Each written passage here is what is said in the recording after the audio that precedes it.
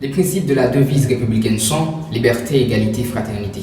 Si je vous pose cette question, quel est le premier principe de la devise républicaine? C'est sûr que vous allez me répondre la liberté. Bonjour les amis, nous avons le plaisir de faire cette vidéo que je suppose déjà que vous connaissez le sujet. De façon générale, la liberté désigne la possibilité d'action ou de mouvement. D'ailleurs, en mécanique, on parle de liberté d'une pièce. La liberté est la possibilité qu'a une personne de penser, de s'exprimer et d'agir selon ses valeurs, ses croyances, ses besoins et ses désirs. Mais une question s'impose, est-ce que être libre veut dire qu'on peut tout se permettre sans contrainte? De manière positive, la liberté peut être définie comme l'autonomie et la spontanéité d'une personne douée de raison. Les droits inhérents à la personne humaine, c'est-à-dire droits naturels, l'une des formes de la liberté est la liberté naturelle. En respectant les lois, on parle de liberté civile. En exerçant une activité politique, adhérer à un parti, militer, élire des représentants, revient à la liberté politique. Le droit de chacun d'agir librement sans encourir de mesures arbitraires est de liberté individuelle, et de la liberté individuelle. Quand le terme liberté est utilisé seul, il recouvre à la fois la liberté individuelle, la liberté civile et la liberté politique.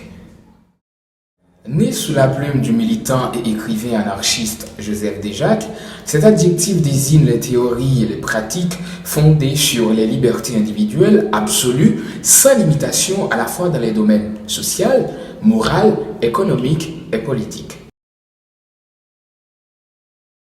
On estime qu'il existe autant de définitions de la liberté que d'individus. Comprendre cette notion de liberté, c'est comprendre que ce mot fait l'objet d'une triple analyse, parce que c'est une notion métaphysique, morale et politique.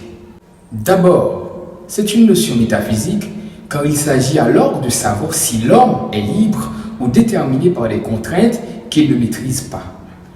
D'où la question du libre arbitre. Ensuite, c'est une notion morale. Pour le philosophe Emmanuel Kant, seul un être libre peut choisir entre le bien et le mal.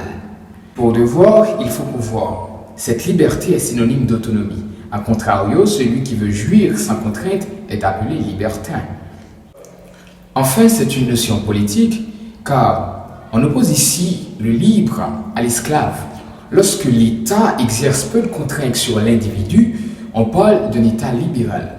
En gros, c'était la notion de liberté. Pour terminer, je vous laisse avec cette citation de Victor Hugo sur la liberté qui dit « La liberté commence là où l'ignorance finit ». Merci d'avoir regardé la vidéo.